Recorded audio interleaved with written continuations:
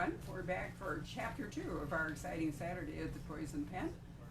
Debut author Erica Ruth Neubauer has joined us from Milwaukee. Sadly, not from Egypt, Erica Ruth, but No, I know. I wish I could be in Egypt. well, I wouldn't mind being at the old Cataract Hotel in Aswan at the moment. Oh, yeah. So I Any- Agatha Christie. It really is. It's wonderful. But the Mena House is great, and we'll talk about that. Erica has written a debut novel called The Murder at the Mena House, which takes us back to 1926 and puts us there at the foot of the pyramid. So we have some show and tell to kind of give you the feeling of the Mena House, which I have to tell you is very different today. There we go. It is. Um, so here is the British Museum in Cairo. I believe that they have built a new museum, but this was still the museum that I saw when I was there. Well, let me intervene and say that Yeah. the new museum is not complete, and the old Victorian Museum is still there. It is right near Tahrir Square, and I was there in 2010, 2011, and we in fact left that part of Cairo 5 days before the revolution. Oh, wow. I know, but I had been to the pyramids on an earlier trip, and so while my family went off to spend the day at the pyramids, I took myself because I am an Elizabeth Peters nut. I mean, Amelia Peabody, you know, one of my favorite Yep. literary characters, and I got to spend an entire day by myself in this Oh. old Victorian museum, where I want to tell you, the lighting was terrible. This is in 2011. It was so dusty and dirty that you had to, some of the things were hard to really see and appreciate. Egypt was not a rich country, certainly then, and it was an old Victorian building, you know, without air conditioning and climate control and so forth. So as far as modern museumology goes, it's a tough call. But in terms of appreciating Victorian colonial Egypt, you just can't miss it. And what they've done is they're building a new museum, and the idea is to take the King Tut and quite a lot of it out, and it will be right near the pyramids. But it is not yet completed, and it's an incredibly modern, absolutely beautiful from the outside building. And the Mena House that we're going to be talking about will be like almost an entry to it. But give it another year or two because it's not yet fully open. Fair enough. A couple of pictures from the Cairo market downtown, which was very busy and very overwhelming. And then Ah, you have to ride a camel. of course you do. There they are. The camels are so patient. That's a wonderful photograph of the Sphinx, who is, in fact, at some distance from the pyramid, right? But when you get that particular angle, it looks like it's right behind you. It really does. And yeah, you're correct. They're quite a distance. Let's see. Just quite a few pictures of the pyramids. It had been my dream since I was a little girl to be able to go and see them. So, I mean, I think here you can tell a little bit more how far away the Sphinx is actually from the pyramids. And then we're going to go into the Mena House. Since 1869. This is the lobby area. This is the hotel bar off of the lobby. I love that big wooden structure that was out over the horseshoe-shaped bar. So just some of the details from like the arabesque doorways. I think some of this was still original. They did a lot of modernization, but I think some of this was still original maybe from the time that Jane would have been there. Let me see. One of the features that I like the best, and you can see it over here on the right, is that they have the rooms facing the pyramids have these very large balconies. And it's absolutely magical too, especially because it's not hard to do it because your time is so screwed up if you've flown into Cairo. Yeah. To take you can make coffee in your room, and to take your coffee out there at like 4:30 in the morning and watch, because then you can't see the pyramid at all. And as daylight begins to break, that pyramid begins to come visible, and it's just the most magical thing. Yes. Some more of the grounds.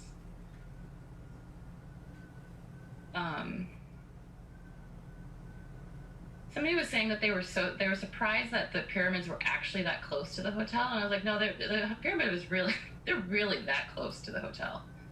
Out on the balcony, and And that at the left is the fountain that greets you. There's that very long walkway down that water feature from where they drop you off to the lobby, which is at the far end of that long pool. And we were there in December, amazingly. Dana Stabenow and I, we went there on a research trip for one of her Egyptian mysteries. Hilariously, they had a reindeer in, lights, how they do. So the reindeer was just seriously, the reindeer was just to the right of the.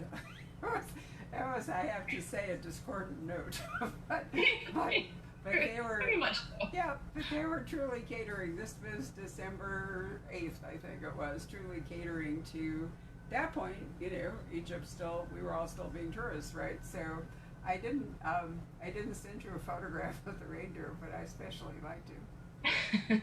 That's really funny. And then that's a photo that I sent you in the middle, where you can see the sunrise is just beginning to really brighten the sky, but it's quieter.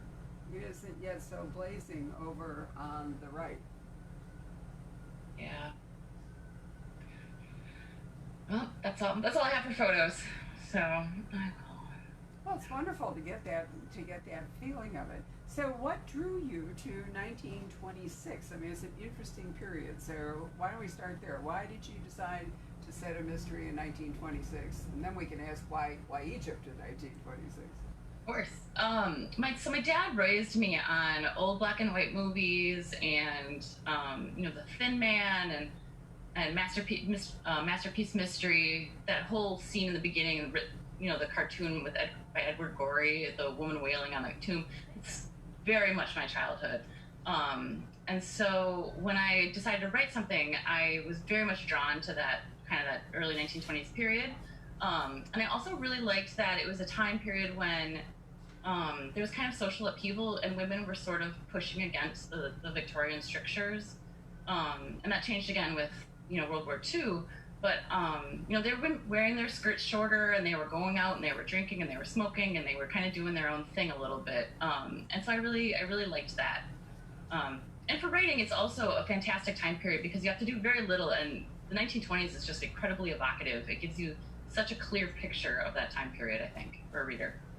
It's an interesting thing. When I opened the Poison Pen in 1989, it was the 1920s were not that far distant, and historical fiction really was still thought to kind of end at Victorian, and it was very, very hard to sell books set in the 1920s. We're the Poison Pen Press is the publisher of the Miss Fisher Mysteries by Carrie Greenwood, Franny Fisher, who could not love them.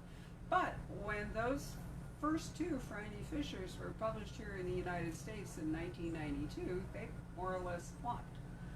People were just not interested, and it didn't feel historical, because the needle's moving, as time is moving. One of the unnerving things about getting as old as I am is that your life has turned into history, and so, the part that I lived through, for me, the Vietnam War and so forth, has really become historical fiction, and now we're a century away from the 1920s. And so they are, they are as fascinating to readers now as Victorian mystery was 30 to 40 years ago. So, and there's so many parallels, again, as you point out, between the 20s and what we what we lived through up until recently, and which is now going away with the speed of light, then I can certainly see why it would have drawn you in. Yeah. Why Egypt? I have been interested in Egypt, and since I was like in middle school, maybe I remember going to the library and checking out all the books about King Tut and just Egypt and the pharaohs, being so interested in that. And then, of course, I did fall into the Amelia Peabody books. Loved those. Who could not? Crocodile Yeah. on the Sandbank. I mean, you know, and it started out more like romance, didn't it? The Crocodile on the Sandbank. And if you've never read Elizabeth Peters' Amelia Peabody series, you really do have to start with The Crocodile on the Sandbank, because every book after that will ruin the crocodile for you. You can read any of the other books in any other order if you want, but you really do have to read Crocodile first. And so, you know, she'd written a lot of romantic suspenses, Barbara Michaels and so forth, and I was not expecting that the crocodile would turn into this absolutely phenomenal series. But yeah. wow. So those, and in middle school, I read a lot of Agatha Christie. Yeah. So it kind of all came together. I got it. When Dana and I took our trip, we started out, we each took a copy of Death on the Nile.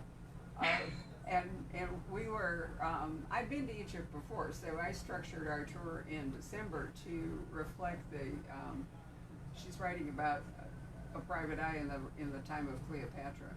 So we structured the trip so that we could do some, it's really fun, research that related to Cleopatra. Right. Which, in fact, the pyramids and so forth do. But as a tribute to Agatha Christie and also whatever, we arranged to fly to Aswan and to stay at the Old Cataract Hotel, which I have to tell you was like one of the magical experiences ever. I am envious. I would really like to go stay there.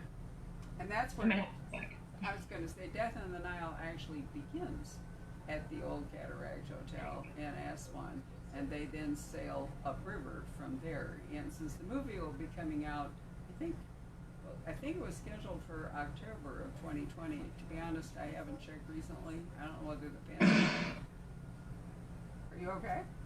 Yep. Somebody just shot off a firework in front of my house. I'm glad it wasn't at you. Anyway, I don't know when Death on the Nile is coming out, but when you watch it, you have to recognize that you are, in fact, you've traveled through Egypt, and it starts at that cataract, which then leads you on up into the Sudan. So, you know, it's quite different. Anyway, so Egypt enthralled you, and 1926 enthralled you. So, sure did. All right, so what about Jane Wonderly? Where does she come from? Jane is probably an amalgamation of, I love feisty female protagonists. That's what I'm drawn to when I read, is a feisty female. And so that's what I was definitely aiming for. And I wanted her to have a little bit of a darker backstory. I didn't want it to just be completely fluff. And I think I've been told that parts of her are definitely a little bit of me. I think, especially when she's a bit of a smart aleck, I think that's probably a little autobiographical. She a little bit came to me, just kind of came to me. And as I started writing her, she felt really real and whole cloth already when I started writing. So, Is Aunt Millie, I mean, in 1926, did young ladies still really need chaperones, or is it more financial necessity that has her travel with Aunt Millie? I think it was more of a financial necessity. Not so much that she actually needed a chaperone, but it was a financial necessity for her. But it gives you a chance to introduce some extra mystery in terms of Aunt Millie and what her life's about. So, yeah. So Miss Wonder, she's a widow, right? Yes, she's a widow from the First World War, and she's not necessarily sad about that fact. Her marriage was somewhat abusive, and she sort of lucked out when her husband did not come back from the war. So she's not very anxious to jump into something else again. Right. So she's really not looking for romance. She's at the hotel to experience Egypt. So Let's talk a bit about the pyramids, because one of the big reasons to go to the Mena House is because it's there. But was the palace of King Farouk and all the kings is just to the left side? If I'm facing the Mena House, is just over there to the left. What kind of shape was it in 1926? Because King Farouk was still King Farouk, as far as I can remember, or if not him, his ancestor, because he wasn't booted out of Egypt until quite a bit later. So the palace must have been occupied. It was, and actually there were, one of my research materials was I found an old out of print book about the Mena House. And there were some anecdotes about how King Farouk loved coming over to the Mena House, and he would just sort of make himself at home in the kitchen, and one night a wait staff came in, and King Farouk was just in there, like, making himself a sandwich. He felt very at home there. So was the Mena House built by Thomas Cook? Was that one of the amenities? I'm trying to remember who actually built the Mena House back in, 1860 something, wasn't it? 1869, I believe, and it was built actually as a hunting lodge for the royal family. They would come and stay there and use it when I don't know what they were hunting. I know there's quail. I don't know what else they would be hunting out there, but yeah, it was sold, and then it was sold, I think in the late 1800s to a couple who did a bunch of renovations and updates, and then it was sold again to the couple who then made it into a hotel. Okay, I asked you that because the Winter Palace in Luxor was actually built, I'm pretty sure, by Cook, who, created basically British travel, colonial British travel anyway. And I loved it because when we stayed there, I have a photograph of it, because it is mid-Victorian. I have never stayed in hotels with hallways as wide as they are in the Winter Palace, and in part it was simply because, the size of women's clothing, if they were gonna, like, pass in the hall, and also people traveled with huge trunks, and they traveled with servants, and also it's a fascinating hotel to stay in today because hotels can be quite minimal, minimalist, and then you walk into the Winter Palace and you go, oh my God, there you are. Yeah. But the Mena House has been updated quite a lot by Marriott, so it doesn't really, parts of it are still original, but it doesn't feel as Victorian. Doesn't feel Victorian anymore. The thing I thought they kept, Erica, was one of the dining rooms, because you have to walk out of the hotel and down that water feature that we looked at, and the dining rooms look right at the pyramids, so they're gorgeous. But one of them is still Indian. It's still run as an Indian restaurant, and it definitely conveys that whole British Raj kind of feel. It really does, and the food was quite good. Yes, I thought the Indian food was way better than the regular restaurant food, but I like Indian food. But what would Miss Wonderly and Mrs. Wonderly and her aunt, what would they have experienced in 1926? An older version of the hotel, right? They would have.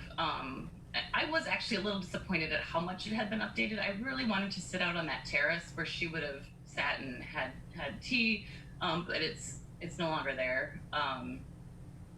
Yeah, it has been updated quite a bit. She would have been in one of those dining rooms that had the arabesque looking with the carved wooden panels and the Arabic lights hanging from the ceiling. And I think there was, you could see a little bit of that, but I think it had been changed quite dramatically. I found old photographs from the 1920s, which is what I based my descriptions on. Well, the hotel is, it's almost like a country house murder, isn't it? Very Agatha Christie, that bad things happen in the hotel. There's a circle of suspects. There's a mysterious stranger. So Jane is not interested in romance. So Mr. Is his name Rivers? I'm trying to remember. Rivers. Okay. So he appears, but she's not necessarily interested in him in terms of romance. In fact, she regards him with some loathing and suspicion. Yes, she does. But then she gets a little bit pulled in. I think she gets a little bit pulled in by him because he's very charming and mysterious. So who is they're without revealing who the first murder victim is and all the rest of it. Who are some of the other characters that Jane and her aunt meet when they check into the Mena House? There is Redvers, then there's Colonel Stanton, who is a British military member. Zaki is one of the head waiter. He's one of the head wait staff, kind of running things behind the scenes. The Colonel's daughter, Anna, appears pretty early. Trying to think who else. Then I had a pair of vaudeville actors that I really liked. Yeah. I really liked them as characters. Charlie and Deanna. I would like to see them again someday, maybe. Well, I suppose realistically, you could check in any hotel and find a number of guests who had deeply suspicious pasts. But if you're writing a murder mystery and you want somebody to be murdered in the Mena House, you definitely, following Agatha Christie, have to summon up a number of guests who can be potential murderers with agenda that we have to decipher. So it's really fun. It's a very classic form, isn't it? It is. And I loved writing it. I had a fantastic time, actually. And the other two that I've written in the Jane Wonderly series, I've also had a really fun time writing, because it is one of my favorite forms. So I do see that they're already advertising a second Jane Wonderly for next March, and they have she's moved on to England with Aunt Millie. So are you in a manor house then? Yes, it is a manor house mystery I really like that format, the closed sort of all your suspects are right here. So yes, number 2 is a manor house mystery, and then number 3 is on a transatlantic cruise. So the ship then becomes Yep. Wonderful. Well, lots of us really love that whole sort of golden age design for crime fiction, and Jane is a wonderful character to lead it. I did see a comment, and something I read about it is that someone was hoping that it wouldn't turn into an icky romance. Clearly a mystery reader, not a romance reader in regard to Jane. So I'm passing that on. I was strolling through a number of readers' comments just to sort of remind myself. I read so many books, what I forget are the names. I remember the story just fine, but I can't remember if she's Jane or Joyce or whatever. Yeah. So usually, and it's interesting to occasionally, when I have time, to scroll through reader comments under and see how people react to books, because the book's in fact been out since last March, but we've just postponed this because we kept hoping you would actually get here. I know. I was really hoping I could come in person, but. Well, let's not despair. You've got 2 books in, so I'm sure at some point we'll work that out, and we can also go back. But I'm delighted to hear that you've got 2 more written. That's always encouraging. So, other thing I would like to mention about the Mena House, Giza is not Cairo. Giza is think of it as seriously suburban Western Cairo. And the other thing is that the pyramids are resting on a very large plateau, because we can't see it now because of the Aswan Dam, but the Nile, this is the source of, looming and in fact ongoing huge discussion between Egypt and Ethiopia about controlling the water of the Nile, but the Nile flooded. And so, in order to do the pyramids, they had to be built on a raised platform so that they would not be inundated by the Nile. And so, it's interesting to go there and see them, because they're not they're raised. The Sphinx is raised. And that's helped preserve them all these years, because in fact the water would have, with sandstone, the water would have seriously eroded all these structures from the river. Very much. If you're away from the river, then it wasn't a problem, because the Nile only flooded so far, so that a lot of stuff was always out of reach of the water. But I know that people are often surprised when they get to the pyramids and discover that you have to scale up in order to get there. Yeah, I was also surprised by how large those blocks were. They're enormous blocks. Did you try to climb to the top? No. No, it was entirely too hot for that. We did go inside. We went inside the large pyramid, and that was quite a hike inside. And very claustrophobic. Very claustrophobic. You have to be kind of fit almost to do it, because at some point you're like bent almost in half and climbing at almost a 45-degree angle up. It was Yes, it was. They were not built, for visitors. They were built to preserve or to hide, the pharaoh and the treasures that he took with him to the afterlife. So they are hard. Dana and I did not. It was so crowded. We did not venture into the big pyramid, but we did end up. I'm trying to remember whether it's the step pyramid or the red pyramid, which are some distance away. In any case, we did climb up and then climb down, which is a really, no kidding, especially. And it's basically dirt with an occasional little wooden thing to catch you. Going out is not hard, but going down on a dramatic angle is really pretty scary. But I think we both felt like we chickened out at the big pyramid in Giza, and so this would be a smaller experience, and in fact it was, because it was just the two of us, which made it slightly more bearable. But when we got inside, which is really fascinating, is that the inner space is basically a small pyramid. So it's like an isosceles triangle inside. It's different, I think, than the big pyramid. Yeah. But this one, you climb up a very elaborate wooden staircase, and then there's a guide at the top who looks at you if you're elderly females and sort of goes, seriously? You can see it written all over, like, seriously. But anyway, down we went. Kind of a folie-à deux thing, left alone, either one of us probably would have chickened out, but together, we just had to. So when we finally made it down to the main floor, we looked up and we were so surprised that this quite large indoor, space inside the pyramid was basically the pyramid. Pyramid inside a pyramid. Yeah.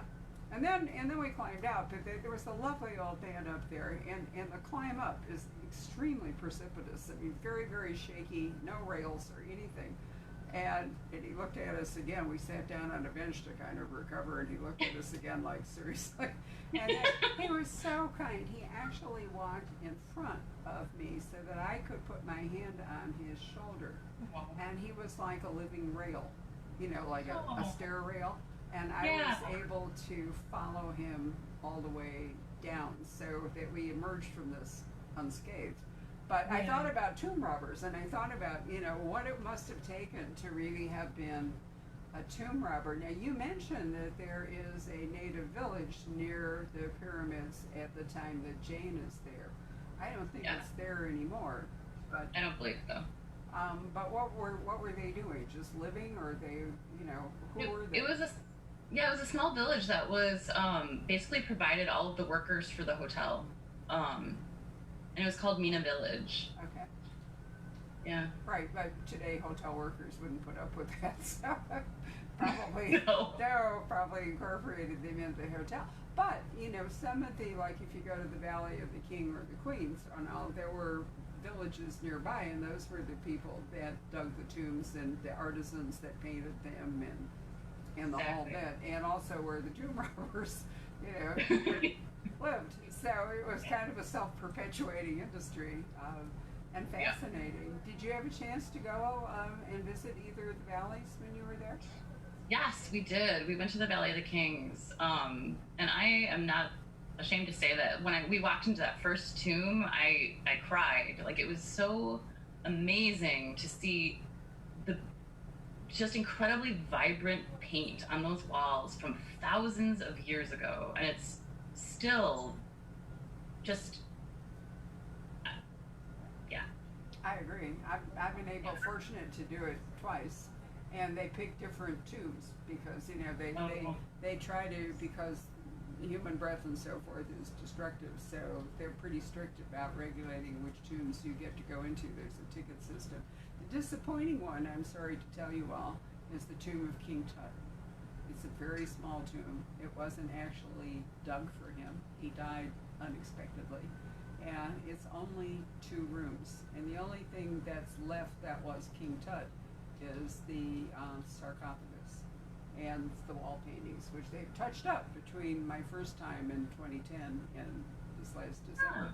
They have vibrant. So everybody wants to go and see the King Tut tomb, but in truth, you're way better off to visit the older and the other one too. Yeah, I don't think King Tut's tomb was not open while we were there, so it was. Right. We saw the other tombs. Well, don't feel bad because you honestly didn't miss a whole lot. I know. I mean, it must have been truly extraordinary to have opened it up and seen, you know, the treasures. And then there's that whole thing about the curse, but the truth was it was probably, you know, bad bacteria and other things. Yeah. People didn't think about how dangerous a sealed tomb would actually be.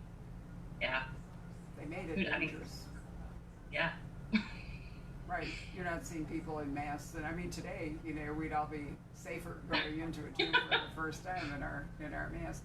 The Valley of the Queens is really worth doing. Did you get to Hatshepsut's temple, because that's a magnificent thing? Yes, that was also absolutely gorgeous. And we even did a hot air balloon ride over Luxor and the valley, even though I am terrified of heights, so scared of heights. My husband talked me into it, so and it was very much worth it. We did still dark out, and so you got to see the sun come up over the Valley of the Kings, and that was incredible as well. It is. I think it's a once in a lifetime experience. I went the first time, and then I didn't go with Dana. She went, but I encouraged her to, because I do think it's part of that whole. The only other time I think is absolutely amazing was when we went to Burma, and I'm trying to remember. I'm going blank on the name of. There's a famous part of Burma on the river Irrawaddy, where there are lots of temples and so forth. Bagan, I think it is, and it again is a very famous hot air balloon, like Cappadocia in Syria. Yeah. That you know, there's a very special way to see the ground and the landscape below, and safer really than a helicopter. There are not too many fatal balloon accidents, you know. So. Yeah. There you are. So Egypt is a one-time thing then for Jane, or is she likely to go back? Yeah, unfortunately, I think it's a one-time thing. I didn't, I really, really wanted to set something there, but I don't think I could ever touch the Amelia Peabody books, where the whole series was set there. And I also would love an excuse to be able to visit different places. So my plan is to move these books from exotic location to exotic location. So. Well, I hope the pandemic won't thwart you in terms of. I know. It is throwing a wrench in my plans right now. So. Yes. There's no real substitute for actually going there. You know, you can use Google Maps and all the other stuff, but if you're not, I, for example, forever thought about how exotic Cappadocia would be. I've been to Turkey several times and somehow hadn't really gotten to Cappadocia, and so circled all around it, did the Black Sea, done all this other. So finally, we do have a car and driver, and we have gone various places, and we end up in Cappadocia. And as Rob and I look around, and we both laugh because it's just like New Mexico. It's the caldera, and it's exactly like New Mexico. There's a hoodoo. I mean, the hoodoos in New Mexico are the same thing as the fairy, you know, things in Cappadocia. The mesas are exactly the same and all. And it reminded us, you know, in our minds, I think we often think, I was a huge fan of the Oz books. I devoured them when I was a child. And so I reasonably was convinced, until I did a lot of world traveling, that you would go someplace and it would be like painted blue, like the Munchkin territory, or it would be purple for, you know, you know, and so my amazement has been how much Cappadocia is like New Mexico, or much of China looks just, the Yangtze River Valley looks like the Scottish Highlands, you know, and even Japan, that whole volcanic kind of, you know, and so wherever you go, the world really, geographically anyway, unless you're in Antarctica or the Arctic, which must be different, and there are variations, you know, with forests and all the rest of it, but the colors don't change, the volcanic stuff and the sandstone and the limestone, all the rest of it doesn't really change. Really, yeah. Yeah, and you realize that it really is the cultural differences that make you think that if you go to, let's say, Japan, that it's going to be nothing like home. And Yes. you'd be right in one sense, but you'd also be Right. wrong in terms of the physical characteristics of the landscape. But Egypt kind of throws you there because there really isn't anywhere quite like the Nile River Valley. There is not. There is not. And I do I'll say think the people. I found the people to be absolutely lovely. I could not ask for. Our tour guide was fantastic. So knowledgeable, and he sat and answered all of my questions about the 1920s. His name was Walid. He was absolutely lovely. And everyone we came into contact with on that trip was just kind and friendly and welcoming. It was really lovely. I would love to go back. I would too. In fact, I worry that because they are so tourist dependent for income, that this is going to be a real tragedy for them. We had a guide in Luxor in December, in our December trip, who'd been a professional guide for 19 years, and he was phenomenal. And I thought to myself, what else can he do? I mean, Right. that's what he is this brilliant guide and to become a professional guide requires an extraordinary education. And, these are people who could be teaching in universities and all the rest of it. So, Yes. I do worry that some places have been overrun by mass tourism and it may give them a real break. Places like Venice and Barcelona and so forth, probably are breathing easier. But Egypt really, tourists are just such a huge economic component and career determinant and so forth. I do worry how they will come out on the other end of the pandemic. So do I.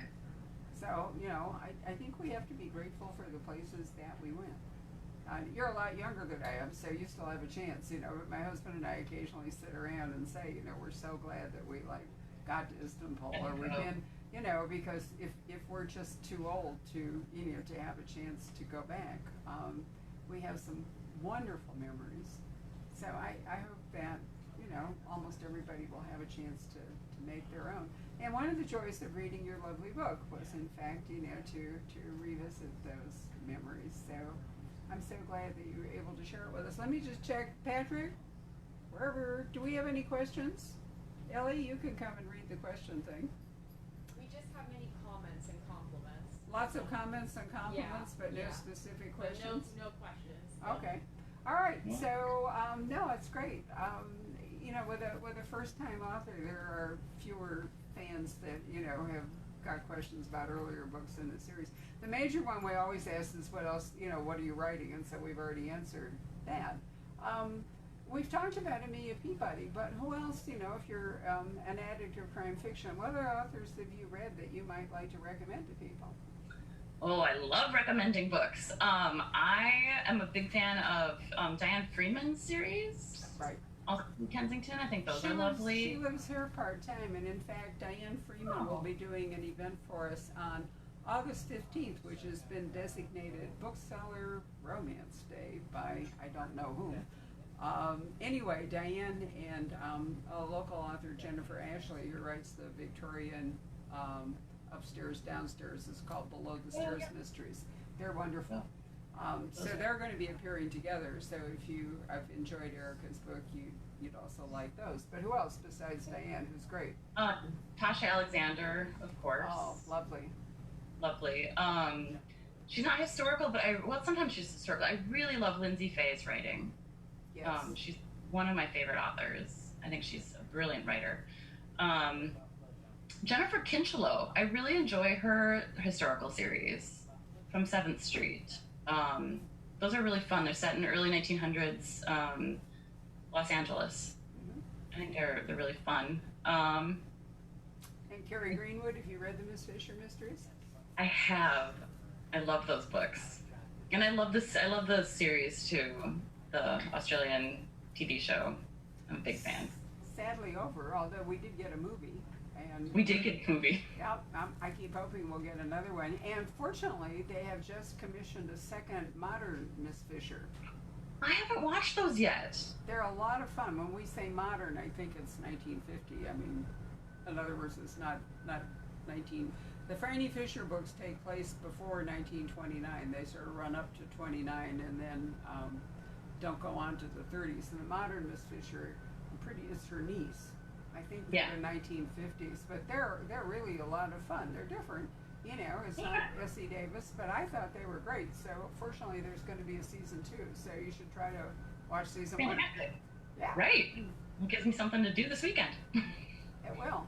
So I wanted to say that Erica had signed all of our copies of The Murder at the Mena House, and we have sold them out. Although we can offer you unsigned copies. But in exchange for the 2 that were short, I'm sending Erica a book which I absolutely love called Freshwater for Flowers by Valerie Perrin, which I thought was the most exotic and interesting book I have read this summer. So I have a treat. I did agree, right? We're doing a swap, your 2 books for our book, which is hardly fair in one sense, but too bad. But anyway.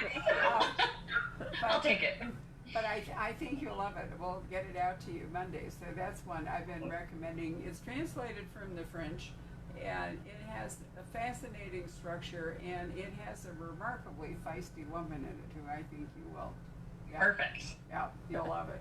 So anyway, it's a great summer for reading. August is a great month for reading, and so feel free to order copies of The Murder at the Mena House from us, and we will buzz them off to you. Thank you for joining us. It's really been so much fun. Thank you so much for having me. It's been an absolute pleasure. You bet. We will look forward to seeing you. Well, let's hope for March in person, but if not in person, we could bring Diane with you, and we could have. Oh, that'd be fabulous. Yeah, we could have a fun day virtually in March with Diane Freeman. Right. Okay. Thank you. Thank you, Erica, and thank you all for joining us this afternoon.